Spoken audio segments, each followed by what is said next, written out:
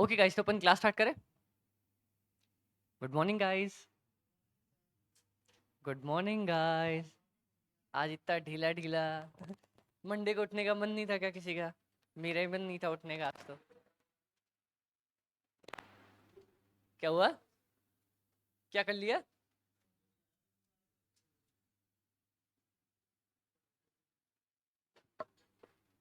कल ज्यादा पढ़ लिया क्या अपन ने? अच्छा, इकोनॉमिक्स की क्लास हुई थी अपनी सुबह, उस वजह से तो नींद वींद नहीं आ रही है।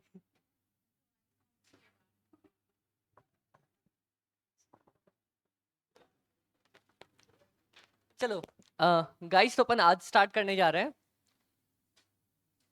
कंसाइनमेंट कंसाइनमेंट वाला चैप्टर। ठीक है, अभी हमने इन्वेंट्री खत्म किया, बैग वैग रख दे भाई, भागेगा क्या क्लास में से? हमने अभी इन्वेंट्री खत्म किया, उसके बाद बीआरएस खत्म किया बहुत अच्छे तरीके से। बीआरएस क्लियर था क्या सबको? बैठ जा ना, बीच में आराम से बैठ जा। अब अपन स्टार्ट करेंगे कंसाइनमेंट। ठीक है। अच्छा, कोई बताएगा कंसाइनमेंट क्या होता है, या हमारे पास कंसाइनमेंट में क्या चीज आती है?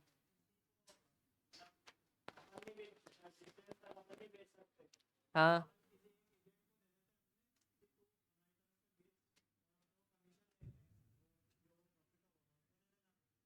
ठीक है, बहुत अच्छे। सो कंसाइनमेंट जनरली क्या होता है ना, मैं अपने किसी थर्ड बंदे को अपना सामान दे देता हूँ कि भाई तू मेरे बदले बेच के दे, मैं तेरे को उस पर कमीशन देने वाला हूँ। ठीक है। एक एक बहुत छोटा सा एग्जांपल देखे क्या? अपने डोर टू डोर बंदे नहीं आते बेचने के लिए, सर ये ले लो, सर वो ले लो। ठीक है, ये बेसिक, सबसे बेसिक एग्जांपल है। डोर टू डोर जब बंदे आते हैं, सर ये खरीद लो, सर वो खरीद लो, कंसाइनमेंट अपन ने उनको भेज दिया। ठीक है, डन। चलो,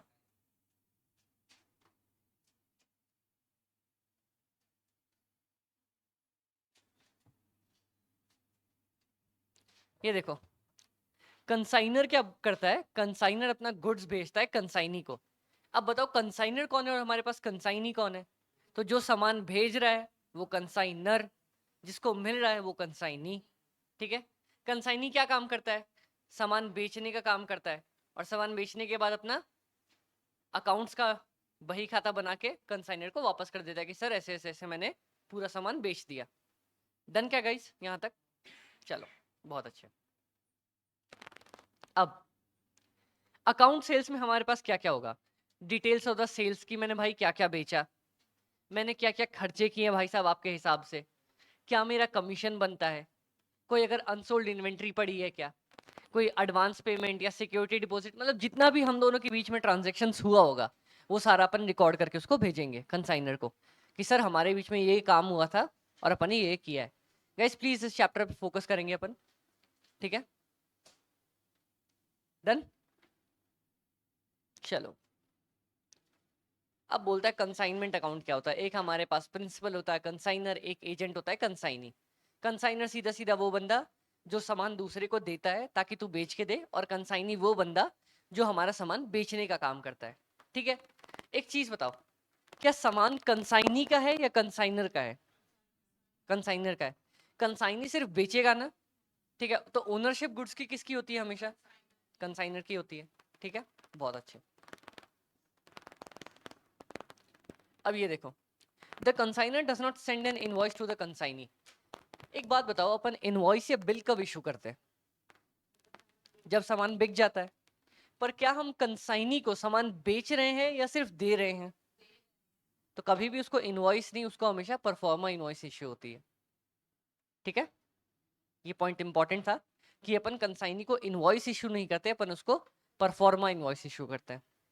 ठीक है, चलो।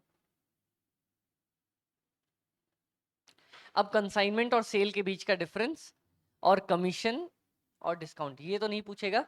ये वाला पॉइंट पूछ सकता है अपने पास थ्योरी के अंदर, तो आप लोग इसको मार्क कर लो। कंसाइनमेंट में और सेल में क्या फर्क है?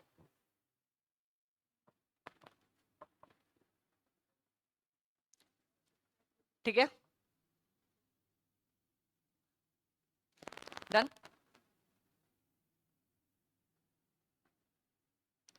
अब बोलते हैं कमीशन और डिस्काउंट के बीच में क्या फर्क है। देखो, कमीशन में भी defined as the remuneration of the employ, अरे रे, हाँ, और डिस्काउंट दिया जाता है rebate to express one of the following situations. Allowance मतलब देखो, कमीशन जो होती है वो किसी चीज पे अपन अर्न करते हैं, एक टाइप ऑफ सैलरी चीज होती है, ठीक है। डिस्काउंट क्या था, वो तो फ्री में दिया जाता है कि यार ठीक है, मैं तेरे को किसी चीज का दाम कम करके दे रहा हूँ। तो बेसिक कमीशन और डिस्काउंट के बीच में ये फर्क है। दोनों है अपने लिए फायदे की चीज है कमीशन, लेकिन कमीशन आदमी कमाता है और डिस्काउंट मिलता है अपने को, ठीक है। कमीशन फ्री में मिलता है क्या? नहीं, कमीशन किसी मेहनत करने पे मिलता है और डिस्काउंट फ्री में मिलता है अपने को। डन, चलो। accounting for consignment transactions and events in the books of the consignor। Consignor और कंसाइनी दोनों के बुक्स में एंट्री होती होगी जब भी कोई ना कोई ट्रांजैक्शन स्टार्ट होता होगा, ठीक है। पूरा ये डिटेल्स होंगी। मान लो यार, ये आवाज आ कहां से रही है? चलो, ये हमारा कंसाइनर है, ये हमारा कंसाइनी है, ठीक है। इस बेचारे ने इसको गुड्स बेचा, ये आगे सेल करने का काम करेगा। तो इन दोनों के बीच में बहुत सारे ट्रांजेक्शन हो रहे होंगे ना। ये इसको सामान बेचे भेजेगा, फिर उसके बाद ये बेचेगा, ये अपनी कुछ डिटेल्स भेजेगा, ये भाई साहब कुछ खर्चा करेंगे, एडवांस देंगे, इस भाई साहब को कुछ एडवांस मिलेगा या फिर ये खर्चा करेगा। तो सारे ट्रांजेक्शन रिकॉर्ड होने चाहिए ना, ताकि सब कुछ दोनों के बीच में क्लियर हो at the time of settlement, ठीक है। दोनों के बीच में सब कुछ क्लियर होना चाहिए कि अगर अपना जब सेटलमेंट होगा, फाइनल पेमेंट, तो किसको क्या मिलने वाला है, कौन कितना देने वाला है। डन, ठीक है। अब आप लोग कॉपी निकालोगे कि एक एक करके नोट करते हैं सारे पॉइंट्स? चलो,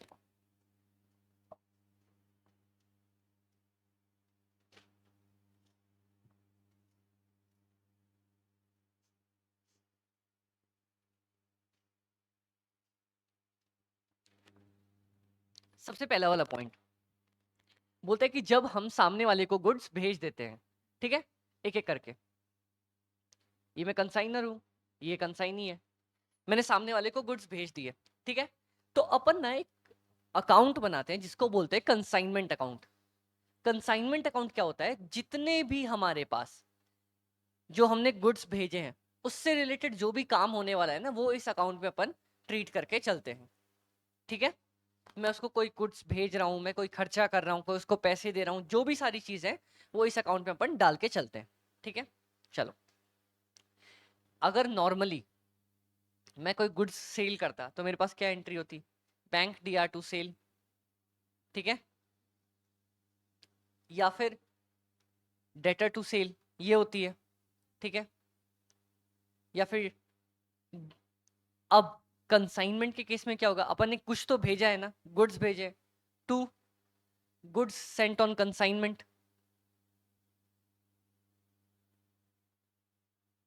और ऊपर हमारे पास हमारा जो मेन अकाउंट है कंसाइनमेंट अकाउंट डेबिट हो जाएगा।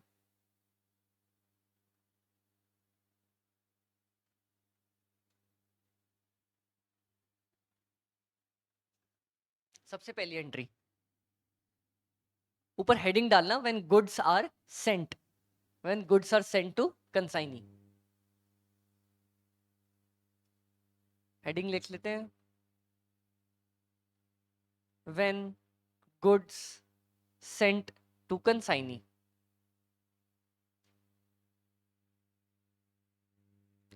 सबसे पहली एंट्री डन अपनी, समझ में आ गया, बहुत अच्छे। अब दूसरा वाला point, expenses incurred by consignor. सामान मेरा है ना, खर्चे मैं कर रहा हूं सारे, ठीक है। तो डायरेक्ट जो मेरा अकाउंट है कंसाइनमेंट अकाउंट, उसमें एंट्री डाल देता हूं, कंसाइनमेंट अकाउंट DR।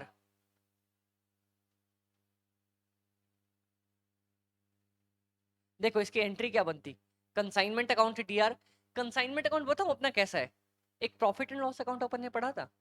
कोई भी खर्चा करते तो अपन उसको डालते कैसे? Profit and loss to expense, और फिर उसके बाद एक्सपेंस टू बैंक। यहां पे भी अपन क्या करेंगे, ये देखो, consignment account DR to expense account, और expense account DR to bank account. तो ये दोनों को आपस में कैंसिल कर दो, फाइनल एंट्री हमारी क्या हो जाएगी? Consignment account DR to bank account.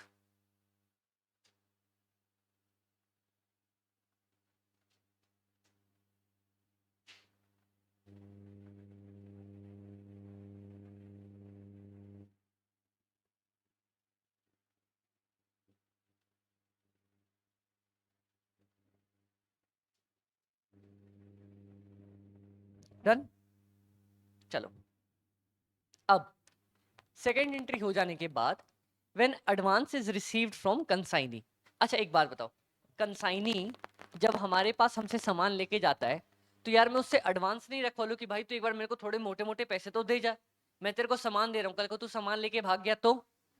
ठीक है, तो बहुत बहुत ज्यादा सिंपल अकाउंट है।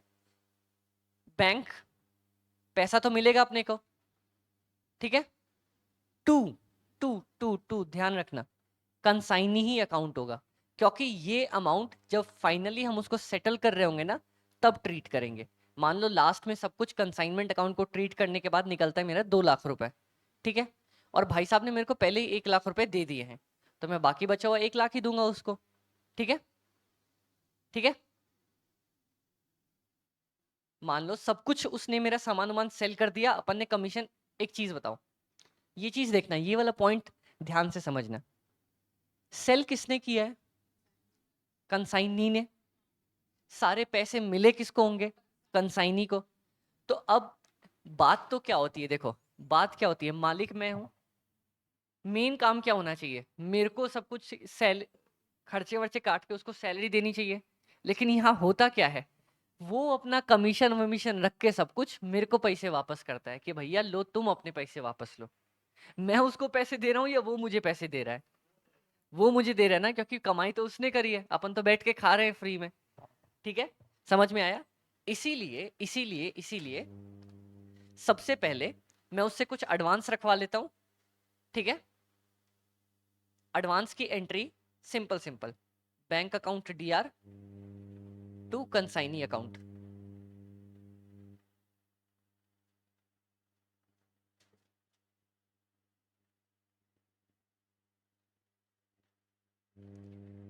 चलो यही कर लेते हैं, when advance is received from the consignee.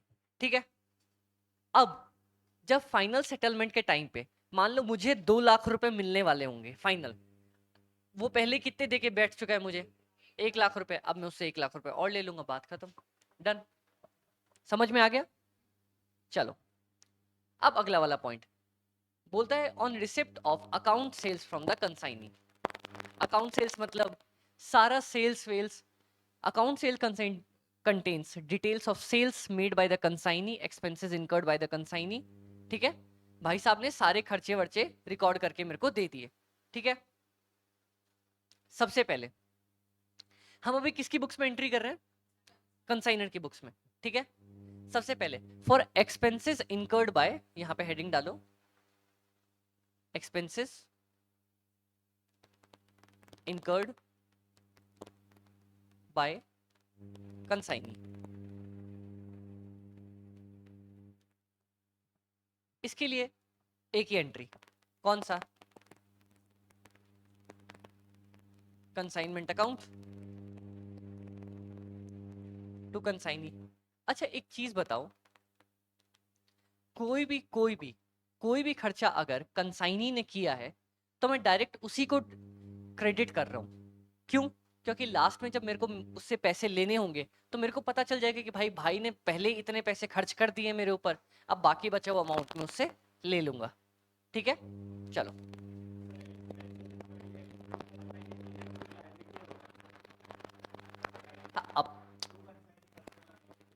हाँ, अपने लिए तो लाइबिलिटी है ही, लेकिन सामने वाले ने मेरे को इतने पैसे पहले ही दे दिए, बस बात खत्म।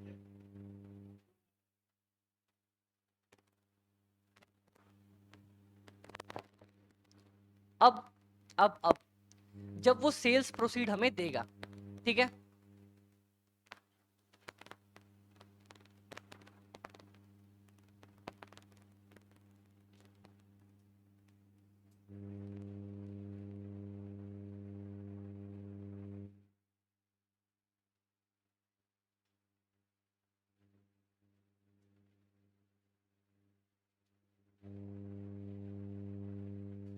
बात खत्म। अपने पास पैसे आ गए, कंसाइनी डीआर टू कंसाइनमेंट, ठीक है। उसने अभी डिटेल्स भेजी है, सेल्स करके अपने को डिटेल्स भेज दी, ठीक है, डन।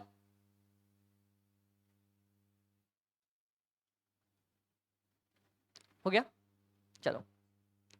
अब अपने पास जब हमें कंसाइनी से पैसे मिल जाते हैं, ये तो बहुत सिंपल एंट्री, पैसे मिलने की एंट्री होती है अपनी बैंक अकाउंट डीआर, ठीक है। अपने को दे कौन रहा है पैसा? कंसाइनी।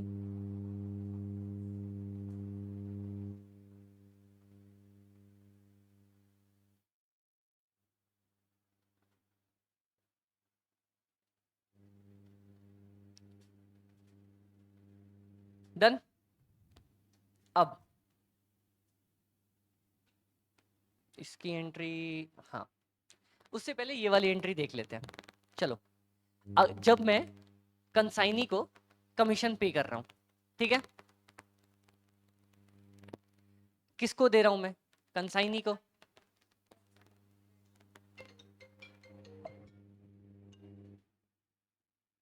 ₹10 का फोन बज गया।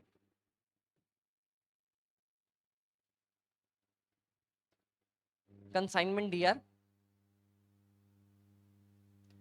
जो भी इस चीज का खर्चा है मैं कंसाइनमेंट में डालता चला जाता हूं, और अपन ने किसको दिया है कमीशन? कंसाइनी को, टू कंसाइनी करके अपन ने खत्म कर दिया। कोई दिक्कत क्या है यहां तक? कोई दिक्कत नहीं, चलो। अब एक ये वाला पॉइंट, कई बार क्या होता है ना, कई बार क्या होता है कि कंसाइनी जो है वो गुड्स लेके चला जाता है अपने साथ, ठीक है। जो हमने उसको गुड्स दिए थे ना, वो बेचारा लेके चला जाता है अपने साथ। तो बस सिंपल सिंपल एंट्री मारेंगे इसकी, कंसाइनी हमारा गुड्स ले गया टू कंसाइनमेंट।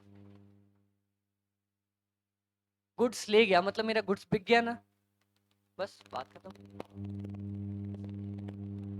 मतलब कंसाइनी जो है कभी कभी गुड्स बेच भी सकते हैं, कभी कभी कंसाइनी को भी जरूरत होती है, कंसाइनी भी ले जाता है। अरे मान लो मैं गेहूं चावल बेच रहा हूँ, अब उसको भी तो गेहूं चावल खाने होंगे, ले गया।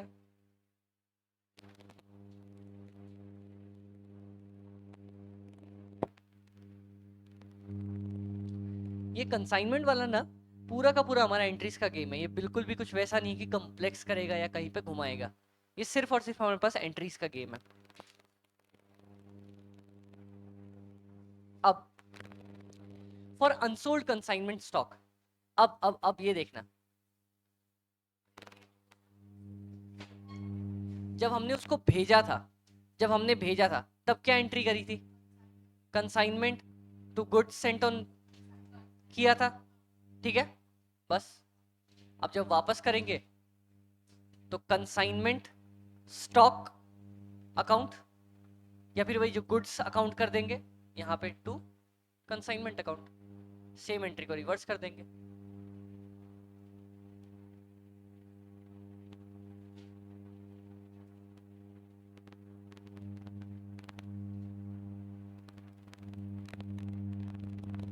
डन क्या? डन या कोई दिक्कत?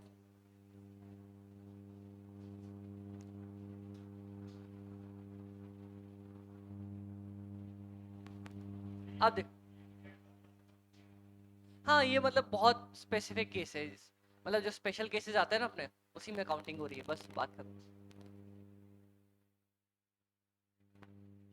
ये देखो, यहाँ पे ना बैड डेब्ट्स की बहुत बहुत ज्यादा प्यारी और सिंपल एंट्री है कि अपन ने उसको डेल क्रेडिटर कमीशन दिया है या डेल क्रेडिटर कमीशन नहीं दिया है, ठीक है। बहुत बहुत ज्यादा सिंपल, इसका आराम से ऐसे बना लो, देखो, डेल क्रेडिटर कमीशन एक एक्स्ट्रा कमीशन अपन उसको पे करते हैं, वो आगे आएगा, वो अपन उसको डिटेल में समझेंगे। तो एक काम करते हैं, इस एंट्री को अभी साइड रखते हैं, जब डेल क्रेडिटर कमीशन आ जाएगा अपने पास वही डिटेल में समझ लेंगे, ठीक है। चलो, अब देखो कितना बेसिक और इजी क्वेश्चंस इसके रहते हैं। हमारे टाइम में पता है क्या होता था? हमारे टाइम में तो सारी, जब सीपीटी था, ये सारी चीजें दे देगा, हमें क्या करना था, सिर्फ एक कंसाइनमेंट अकाउंट बनाना था, फटाफट बनाया, उसका बैलेंस निकाला, आंसर टिक करके आना था बस। और यहाँ पे आप लोगों को पूरा अकाउंट बनाने का नंबर मिलेगा, दैट्स इट। कंसाइनमेंट बहुत ज़्यादा ईजी है। अब देखो, एक एक करके अपने पास क्वेश्चंस पूछेगा और उसकी अपन ने जैसी एंट्रीज पढ़ी है बस एंट्रीज पोस्ट करके आनी है। ये देखो, सबसे पहला बोलता है कि हमने गुड्स भेज दिए 50,000 रुपए के और 1,000 रुपए अपन ने पैकेजिंग पे खर्च कर दी। तो सबसे पहली एंट्री, जब हम गुड्स भेजते हैं, कंसाइनमेंट टू गुड्स सेंट। अब हमने कोई खर्चा किया तो बैंक अकाउंट, कंसाइनमेंट अकाउंट दिया टू बैंक अकाउंट, डन, ठीक है। उसके बाद वाई ने गुड्स रिसीव किए and sent his acceptance. Acceptance की कोई एंट्री नहीं होती। अब ये बताओ, हाँ भैया, हाँ भैया अपने को फोन मिल गया, इसकी मैं कोई एंट्री करूँ क्या? फोन मिलने की क्या एंट्री करूँ? मिल गया, मिल गया, ठीक है, चलो खुश रहो। For 30,000 payable at the rate of at 3 months, ठीक है।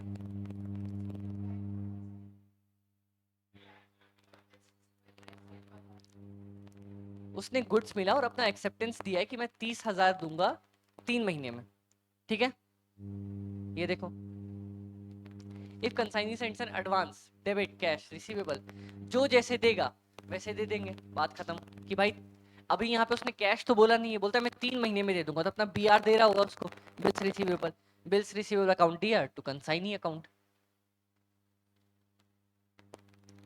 Y spend 2,000 on freight cartage, 500 on godown rent, 300 on insurance, 2,000, 500 और 2,800।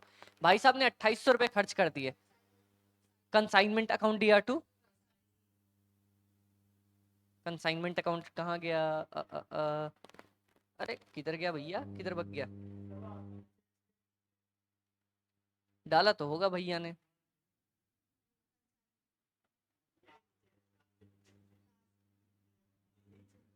किधर किधर किधर किधर? ये रहा, वही मैं देखूं यार, और भी तो एक एंट्री होनी चाहिए फिर। One of the customer and could not पे हैज ड्यू फ्रॉम हिम। अच्छा, वो उसने बाद में ऐड कर दिया है, तो एक बार के लिए अपन जैसे पढ़ते ना शुरू में उतनी एंट्री भी डाल सकते हैं। 2,000, 500 और 300, 800, तो 2,800 रुपए उसने दे दिए, तो क्या एंट्री होगी इसकी? कंसाइनमेंट टू कंसाइनी, बात खत्म। अब बोलता है 31 दिसंबर को उसने अकाउंट सेल्स भेजी अपने को, ठीक है, along with the amount due to X, showing that 4/5 of the good had been sold for 55,000 रुपए, मतलब अभी अपना 1/5 गुड्स बचा हुआ है, ठीक है। हमने 55,000 का बेच दिया है।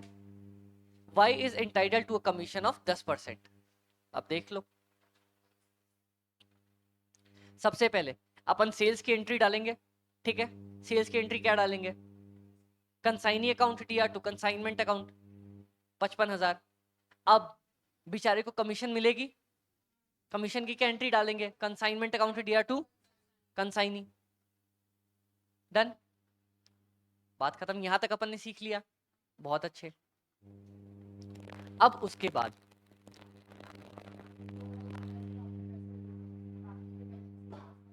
बाकी जितने भी अपने पास बच गए 1/5 ऑफ द गुड्स, उसका अपन ने क्या सीखा था? एंट्री रिवर्स करना सीखा था। ये देखो, अपन ने कितने का उसको भेजा था?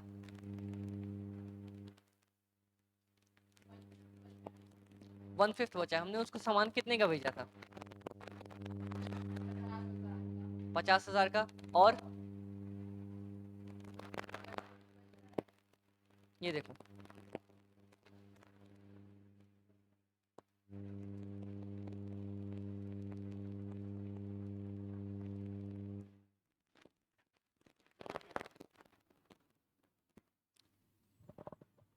अब देखना है यहाँ पे हमारे पास सबसे पहले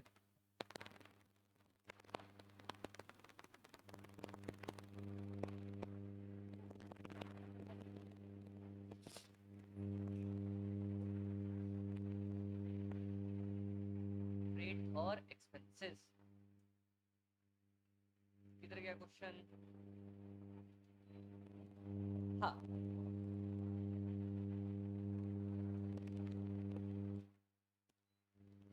गाइस अब ये देखो, ये देखो, हमारे पास टोटल खर्चा उस स्टॉक पे याद है अपन ने इन्वेंट्री के लिए क्या पढ़ा था, जो भी उस पे खर्चा रिलेटेड होता है सब ऐड करते हैं।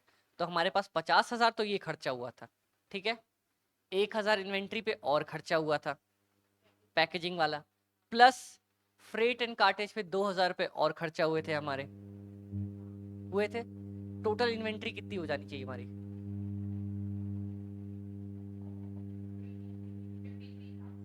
अब इसका निकालो 1/4, 1/5, क्योंकि ये खर्चे भी तो अपने इन्वेंट्री के लिए हुए ना। 10,600 डायरेक्ट अपने पास आया, तो स्टॉक की वैल्यूएशन में लिख लो इन्वेंट्री प्लस डायरेक्ट एक्सपेंसेस। याद करो अपन जब ये ट्रेडिंग अकाउंट खोल रहे थे यहाँ पे, तो इन सब का ऐड करके तब तो यहाँ पे क्लोजिंग स्टॉक का निकलता था ना वैल्यू। हम जब ट्रेडिंग अकाउंट बना रहे थे तो यहाँ पे परचेजेस, डायरेक्ट एक्सपेंसेस, इनको जोड़ के तब तो हमारा क्लोजिंग स्टॉक बन रहा था ना यहाँ पे। तो अब भी तो वही करेंगे, डायरेक्ट एक्सपेंसेस जोड़ेंगे ना अपने।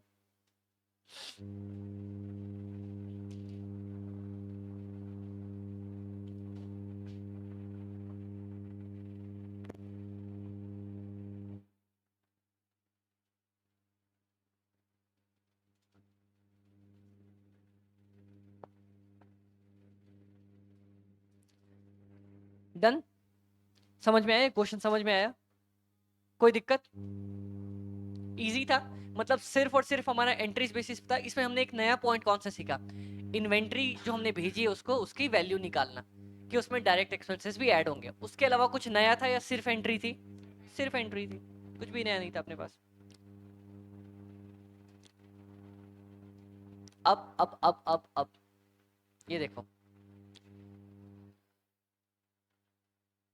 गुड्स एंड ऑन कंसाइनमेंट को ट्रेडिंग अकाउंट में डाल के क्लोज कर दिया, ठीक है, ये तो नॉर्मल सी एंट्री है।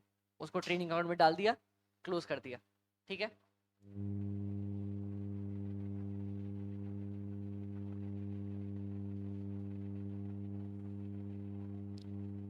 प्रॉफिट एंड लॉस जब अपना निकाल रहे हैं तो ये क्रेडिट साइड पे आया है, तो अपना प्रॉफिट होगा ना, ठीक है।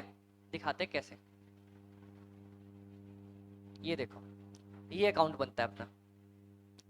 सबसे पहले अपन ने कितना भाई को भेजा, 50,000 रुपए भेजे, डन। फिर 1,000 रुपए का खर्चा हमने किया, ठीक है। फिर हमने उसको कमीशन कितने की दी, 5,500 रुपए की कमीशन अपन ने उसको दी। और ये 3,400 एक बार के लिए साइड रखो, इसमें से अपन ने सिर्फ अभी अभी पढ़ा है 2,000 प्लस 300 प्लस 500। बैड डेप्ट वाला पॉइंट अभी तक अपन ने नहीं देखा, एक बार के लिए उसको साइड रखो, ठीक है। 2,800 तक हमें यहाँ पे पता था, 2,800 उसने खर्चा किया था, ठीक है, डन। कमीशन हमने लिखा ही था, भाई को दिया है। और ये हमारा क्लोजिंग स्टॉक इतना बच गया था हमारे पास, बाकी बचा हुआ हमारा क्या आ जाएगा, प्रॉफिट। ट्रेडिंग में यही ना करते अपन, ओपनिंग स्टॉक, यहाँ पे sales, closing stock, direct expenses, profit आता है ना यहाँ पे। सेम टू सेम वही कर रहे हैं। मैंने कितना गुड्स उसको भेजा, कितना डायरेक्ट एक्सपेंसेस किया, यहाँ पे सेल्स, यहाँ पे क्लोजिंग स्टॉक, आ जाएगा मेरा प्रॉफिट। डन? क्लियर क्या? कोई दिक्कत?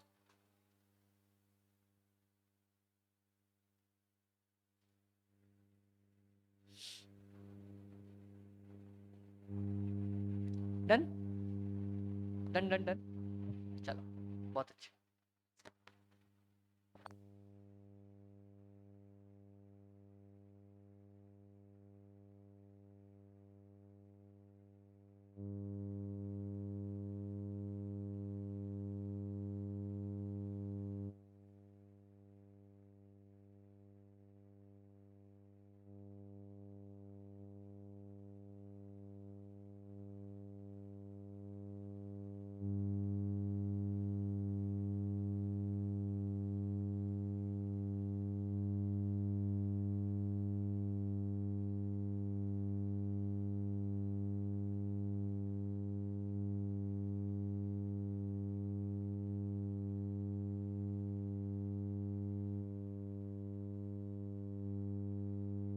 अच्छा, वैसे अपने पास इस चैप्टर में टफ पॉइंट कौन सा था?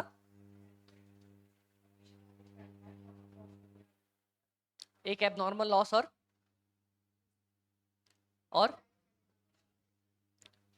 Del crater commission. और किस सीखेंगे ना अपन, कंसाइनी की भी एक एक करके सीखेंगे आराम से। अगर कंसाइनर की याद हो गई ना, कंसाइनी की याद करने में कोई दिक्कत नहीं आएगी अपने पास।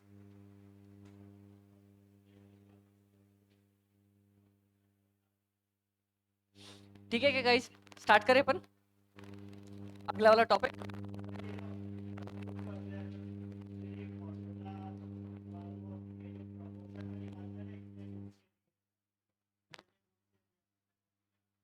क्या किया अपन ने? हाँ हाँ हाँ हाँ हाँ हाँ। देख अभी तो हमारे पास डायरेक्ट डायरेक्ट दिया था ना कि अपन ने कितना गुड्स बेचा और कितना अपने पास बचा हुआ है। आगे आगे सीखेंगे, जैसे जैसे क्वेश्चंस आएंगे अपन वैसे वैसे सीख लेंगे उसको।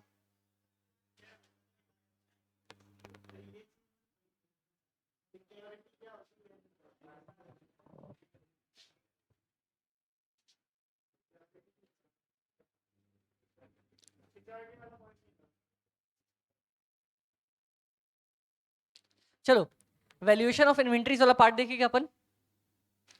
कंसाइनमेंट अपना आज और कल मिला के खत्म हो जाएगा, अपना कंसाइनमेंट कल तक जाएगा। ठीक है। वैल्यूएशन ऑफ द इन्वेंटरी, तो principle is that inventory should be valued at cost और एनआरवी। ये अपन ने पढ़ा था कि इन्वेंटरी वाले चैप्टर में कि कॉस्ट और NRV which ever is lower, इसी पॉइंट पे करते हैं अपन, पढ़ा था अपन ने। ठीक है। The same principle as is practice for preparing final accounts. ठीक है। In case of consignment, cost means not only the cost of the goods as such to the consigner, but also the expenses incurred till the goods reach the premises of the consignee. मतलब consignee के घर तक पहुंचने में जितने भी खर्चे लगे हैं वो सारे के सारे हम इंक्लूड करके चलेंगे। सच एक्सपेंसेस इंक्लूड, अब ध्यान से सुनना, पैकेजिंग। अपन ने लिया था कि इन्वेंट्री में पैकेजिंग का 1000 रुपए का कॉस्ट, फ्रेट एंड कार्टेज 2000 का इसका कॉस्ट लिया था क्या? हाँ। Insurance in transit, octroi, import duty, इन्हीं चारों पांचों नाम में से अपने को देगा। लेकिन लेकिन लेकिन कहां तक लेना है हमें ये कॉस्ट? कंसाइनी के घर तक पहुंचने तक। ये अपना कंसाइनी है, ये इसका घर है।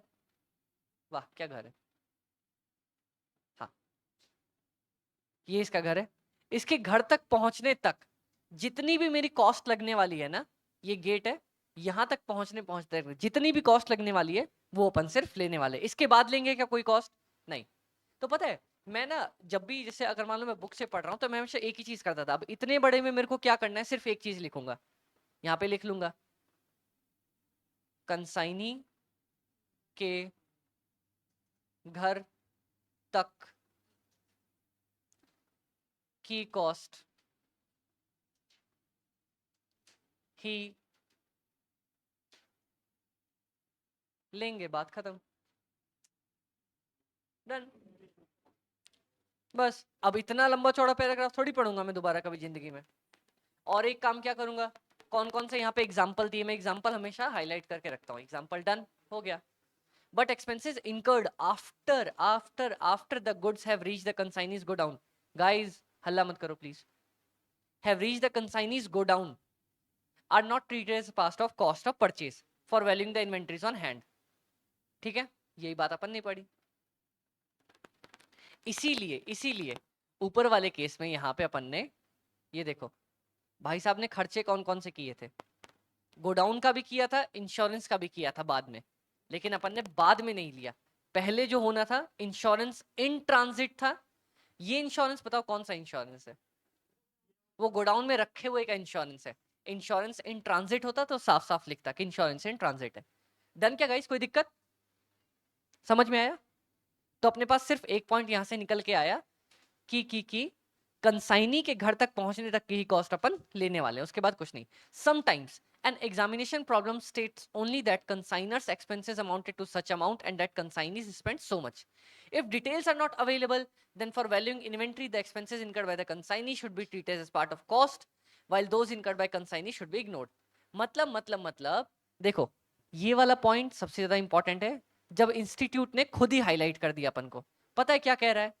ये बोल रहा है कई बार आपको क्वेश्चन में ना क्या दिखेगा, कंसाइनर के तो खर्चे दिखेंगे और कंसाइनी का भी खर्चा दिखेगा, कंसाइनी के खर्चे का नाम नहीं बताएगा कि भाई ने किस चीज के लिए किया। अब एक चीज बताओ आप लोग, अगर कुछ भी नहीं दिया, सुनो प्लीज गाइस फोकस, अगर कुछ भी नहीं दिया तो मैं क्या ये मान लूं कि कंसाइनी ने खर्चा तब किया होगा जब सामान उसके पास पहुंच गया होगा? इंस्टीट्यूट यही मान रहा है कि अगर कुछ भी अलग से नहीं दिया है ना, तो ये मानना कंसाइनी ने सारा खर्चा तब किया है जब मेरे पास गुड्स पहुंच गया, मतलब जब कंसाइनी के पास गुड्स पहुंच गया, और पहुंचने के बाद के खर्चे तो अपन इन्वेंट्री में ऐड करते ही नहीं है। बस बात खत्म। ये पॉइंट भाई साहब ने हाईलाइट करी है। समझ में आ गया? डन क्या गाइस?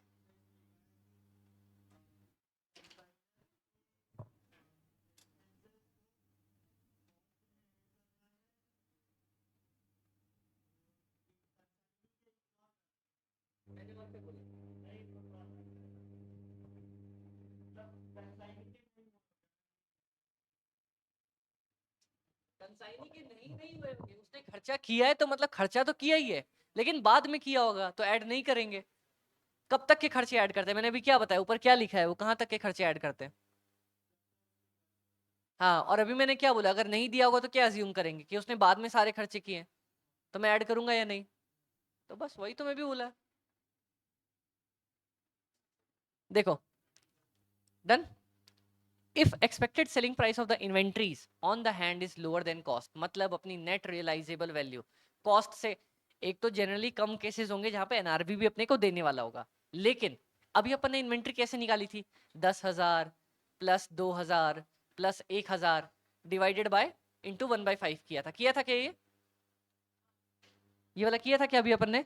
हाँ, अच्छा 50 ये किया था ना अपन ने। बोलता है लेकिन अगर अपनी एनआरवी, ये आया था अपने पास 10,600, बोलता है अगर एनआरवी कम दे दे, मान लो इसकी एनआरवी मेरे को 10,000 ही दे दे, तो मैं क्या लूंगा? 10,000। पढ़ा था ना इन्वेंट्री चैप्टर में, कॉस्ट और NRV which ever is lower, बस तो वो लेके चलेंगे। देखो, ये पॉइंट्स अभी तो अपने को बहुत अच्छे लग रहे हैं कि हाँ हाँ हाँ कितना ही आसान तो है, कॉस्ट एनआरवी यही तो ले, एग्जाम में आ जाएगा, एग्जाम में गड़बड़ कराएंगे, वहां जल्दबाजी में देखेंगे नहीं कि एनआरवी भी दिया है, लोअर लेके आना है, बस बेड़ा गर्क हो जाएगा अपना। अपने क्लोजिंग स्टॉक गलत, प्रॉफिट गलत, गलत ही गलत। समझ में आया?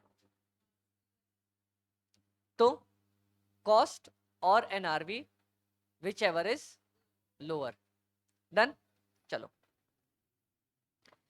अब ये वाला पार्ट, कॉस्ट इनवॉइस्ड हमारा above cost, sometimes the proforma invoice is made. अच्छा, परफॉर्मर इनवॉइस क्या होती है जल्दी बताओ? जब अपन कंसाइनी को गुड्स देते हैं उसको अपन इनवॉइस नहीं इश्यू करते, परफॉर्मर देते हैं, ठीक है। Sometimes the proforma invoice is made out of a higher value than the cost. पता है, मैं भाई को भी जब कंसाइनी को भेज रहा हूँ उसको भी ऊंचे दाम पे ही भेजता हूँ, ताकि वो और ऊंचे दाम पे बेच सके, मतलब फायदा ही फायदा, दोनों हाथ में लड्डू, ठीक है। इज मेड आउट, अब देखो पता है क्या, कभी कभी क्या होता है, अब मान लो कंसाइनी बेचने जाएगा, कंसाइनी बेचता है, मान लो उसने 100 रुपए पे भेजा, तो सामने वाला बोलेगा नहीं नहीं भैया 80 80 पे दे दो, 80 पे दे दो, वो बोलेगा अरे भैया बिल देखो 80 पे तो अपने को ही नहीं पड़ रहा। ये कभी वर्ड सुना है, अरे भैया इतना तो अपने को ही नहीं पड़ता है, लेकिन सामने वाले की कॉस्ट क्या थी, 50 रुपए थी, उसने पहले ही ऊंचा दिखाया हुआ है अपने पास, तो अपने को सेल करने में फायदा होता है ना, बस इसलिए। Sometimes the performer invoice is made out at a value higher than the cost and entries in the books of the consignor are made out on that basis. ठीक है? Even the inventories remaining unsold will initially be valued on the basis of the invoice price. पहले तो invoice price के basis value करेंगे. It must be remembered, however, that the profit or loss can be ascertained only if the sales proceed plus inventories on hand valued on the cost basis. पर profit अपन कितना record करेंगे? Profit तो actually ही record करते हैं ना, ठीक है। मतलब मैं बता देता हूं, सेल्स पे मान लो सेल्स मैंने करी 100 रुपए की, कंसाइनी ने सेल्स करी 100 रुपए की, ठीक है। डन। मैंने कंसाइनी को गुड्स भेजे 80 रुपए के, उनकी एक्चुअल कॉस्ट थी 50 रुपए। अभी अपन क्या पढ़ते हैं कि उसने जितना बेचा जितनी उसकी कॉस्ट थी, अपन तो 20 रुपए दिखा के आ जाएंगे प्रॉफिट, गलत। लेकिन होना क्या चाहिए, +30 और 50 का प्रॉफिट होना चाहिए। ठीक है, अब एक और चीज, मैं इन्वेंट्री को दिखाऊंगा, मान लो मैंने उसको भेजा था 100 की इन्वेंट्री, ठीक है, 1/5 नहीं बिकी, ठीक है, 20 रुपए की इन्वेंट्री नहीं बिकी। मान लो इसने इस पे 5 रुपए ऊपर चढ़ा हुआ है प्राइस, ठीक है गाइस फोकस, मान लो इस पे 5 रुपए प्राइस ऊपर चढ़ा हुआ है, तो क्या मेरा प्रॉफिट भी बढ़ जाएगा यहाँ पे? देखना, यहाँ पे अगर मैं इन्वेंट्री 15 की दिखाता तो मेरा प्रॉफिट कुछ कम आता, यहाँ पे मैं 20 की दिखा रहा हूँ तो मेरा प्रॉफिट बढ़ जाएगा। तो अगर मैं इन्वेंट्री भी ऊंची दिखाऊंगा तो मेरा प्रॉफिट भी ऊंचा दिखेगा ना, तो ये भी गलत है, क्योंकि अपन ने अकाउंट्स का पहला ही नियम पढ़ा था, अपन कभी भी प्रॉफिट, होने वाला प्रॉफिट जब तक होता नहीं है रिकॉर्ड नहीं करते, बस। तो वो भी गलत हो जाएगा अपने पास। तो प्रॉफिट तो तभी रिकॉर्ड होगा जब अपने को कॉस्ट पता होगी, ठीक है, done. Hence hence if entries are first made on invoice basis, चलो, hence मैं बोलूं क्या, hence if entries are first made on invoice basis, the effect of loading पता है किसको बोलते हैं? अब लोडिंग मतलब जितना मैंने प्राइस उसको चढ़ा के दिया है। लोडिंग मतलब देखो, लोड क्या होता है, अरे भाई ज्यादा लोड मत दे, ये सुना है, ये टर्म सुना है, ये दिल्ली की भाषा, अरे भाई ज्यादा लोड मत दे अपने को, मतलब ज्यादा चढ़ा मत, ज्यादा प्रेशर मत दे। तो अगर मैं अपने नॉर्मल गुड्स की कॉस्ट को बढ़ा रहा हूं तो इसको बोलते हैं उसके प्राइस को लोड करना, ठीक है। और इसी चीज को बोला जाता है कि जो फिर अपन ने लोड किया, जो लोडिंग है, amount added to arrive at the invoice price, उसको कम करना पड़ेगा ना एंट्रीज में से, ठीक है। इसने सिंपल बोला कि रिकॉर्ड तुम वैसे ही कर लो जैसे करते आए आज तक, बस जो लोडिंग अमाउंट होगा उसको कम कर देना, माइनस कर देना, बात खत्म। अगर रिकॉर्ड वैसे ही करते चलो, अगर 5 रुपए तुमने बढ़ाया था, 5 रुपए घटा देना, बात खत्म हो जाएगी। डन, समझ में आया? अब चलो देखो, suppose in the example given above, जो अपन ने ऊपर एग्जांपल किया था, ये वाला एग्जांपल जो अपन ने पढ़ा था पूरा पूरा, मान लो भाई साहब ने,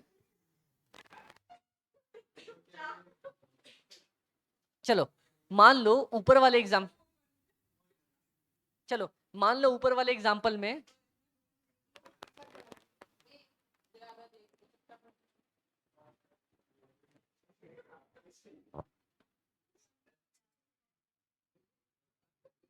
अच्छा अभी अभी ये क्वेश्चन करके ब्रेक होगा, फिर अपन करेंगे, ठीक है, डन। चलो चलो चलो guys guys guys please focus, देखो इंपॉर्टेंट है, एग्जाम में इजी वाला पार्ट नहीं आएगा, ये वाला पार्ट ही आएगा अपने पास। अब पढ़ो ध्यान से, बोलता है कि अगर मान लो ऊपर वाले केस में गुड्स का दाम कितना था, 50,000 रुपए था। अब बोलता है मान लो मैं +10% उसको चढ़ा के 60,000 में बेचता हूँ, ठीक है। तो इसने क्या बोला, सबसे पहले पार्ट इसने बोला कि एंट्रीज तो भैया जैसे करते चल रहे हो वैसे ही करो। कंसाइनमेंट टू गुड्स सेंट, मैं 50 की एंट्री करी थी, मैं 60 की करूंगा यहाँ पे, ठीक है। बाकी जितनी भी एंट्री थी, कंसाइनमेंट टू वाई, एक्सपेंसेस वाले, बिल्स रिसीवेबल, ये जितनी भी एंट्री थी अपनी, सब कुछ मैंने सब कुछ सही की सही वैसे ही करके चला। इन्वेंट्री देखो, अब इन्वेंट्री मैं कैसे रिकॉर्ड करूं, 60 + 1,000 + 2,000 इंटू 12,600, ठीक है। यहां तक किसी को कोई दिक्कत की, अपन ने कुछ ऊपर किया कुछ नीचे किया? नहीं, नहीं क्या, कोई दिक्कत नहीं, डन डन। चलो अब देखो, स्टूडेंट्स विल सी, देखे अपन ये वाला पॉइंट देखे, अच्छा लाओ एसी लाओ, रिमोट लाओ, रिमोट रिमोट, हो गया ऑफ, हो गया, चलो हो गया ऑफ, हो गया वो, चलो ठीक है।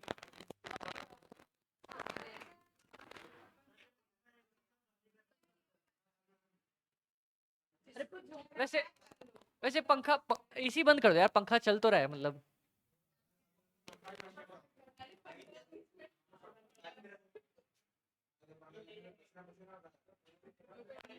अच्छा हो गया, एक काम करूंगा, कल से एसी की रिमोट मैं लेके बैठा करूंगा। हाँ हाँ, फिर बंद कर देंगे इधर से। चलो देखिए क्या अपन, अब देखो गाइस प्लीज फोकस करो, हम देख रहे होंगे कि हमने एंट्रीज में कोई चेंज नहीं आया, सिर्फ पहली एंट्री। गाइस मैं पढ़ा रहा हूं, प्लीज अब फोकस फोकस। पहली एंट्री में हमारे पास 60,000 रुपए थे और दूसरी एंट्री में हमारे पास यहां पे चेंज आया, सिर्फ इस 2 पॉइंट पे चेंज आया ना। हाँ सिर्फ अमाउंट चेंज हुआ और कुछ किसी जगह पे अमाउंट भी चेंज नहीं हुआ हमारे पास, सब कुछ वही एंट्री चल रही है। तो बोल रहा है students will see that except for difference in the amount 1 and 9 all the other entries are same, सब कुछ सेम है। तो अपने पास सिर्फ 2 एंट्रीज में अमाउंट का फर्क आया है। तो अब क्या करेंगे, जहां जहां पे फर्क आया था वहां वहां पे गिरा देंगे। कितना ऊपर था, यहाँ पे 10,000 ऊपर था, ये देखो 10,000 की उल्टी एंट्री मैंने मार दी, goods sent on consignment to consignment, बात खत्म। अपन ने ऊपर ये एंट्री करी थी ना, पहले वाले केस में देखो क्या एंट्री करी थी मैंने, consignment to goods sent on consignment, कितना किया था 50-50, ठीक है। सेकंड वाले केस में कितना किया था 60 और 60, तो ये एंट्री 10 से रिवर्स कर दूं क्या, तो goods sent on consignment 10 to consignment account 10, ये वाली एंट्री पास कर दी। इसी को बोलते हैं लोड वाले फैक्टर को डीलोड करना। डन डन, चलो ये अपन ने रिवर्स कर दिया। अब सेम पॉइंट यहां पे कितना हमारा ऊपर चढ़ा हुआ था 2,000 रुपए, बस इसको उल्टा कर देंगे। क्या करेंगे, consignment to inventories on consignment.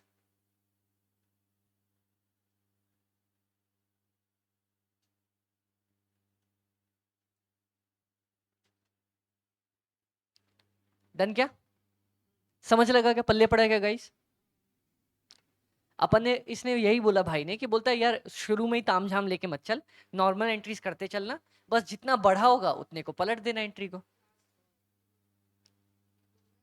हाँ लास्ट में कर दो, लास्ट में कर दो, शुरू में कर दो, देखो लास्ट में करोगे या शुरू में दिक्कत अपनी नहीं है, दिक्कत सामने वाले की, चेक करने वाले, क्योंकि उसको ढूंढ के देना ही पड़ेगा नंबर। अपन ने एंट्री करी है तो उसको नंबर देना ही पड़ेगा, क्योंकि कॉपी डबल चेक होती है, अपने पास जाएगी फिर एक के पास जाती है, फिर दूसरे के पास रीचेक होने के लिए जाती है, नंबर काट तो नहीं सकते वो, बस ठीक है। डन, यहां तक डन। अब देखो, the amount of loading included in the value of the closing inventory is unrealised profit, hence reserve is created by debit of the consignment account. ये देखो यहां पे देखना, इन्वेंटरी रिजर्व अकाउंट क्रिएट किया है, क्यों, क्योंकि ये हमारा 2,000 रुपए का अनरियलाइज्ड प्रॉफिट है, इसलिए इन्वेंट्री की अकाउंट की जगह उसने इन्वेंट्री रिजर्व अकाउंट का यूज किया है, ठीक है। जैसे ही ये करोगे बाकी प्रॉफिट हमारा 5,700 रुपए ही आएगा। डन,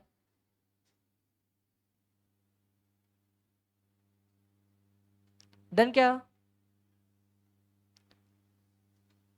देख लो, सब कुछ वैसे ही चल रहा था, 60 था, सब कुछ वैसे था, 10,000 यहां पलट दिया मैंने, 2,000 यहां पलट दिए, बात तो फिर वही पड़ गई।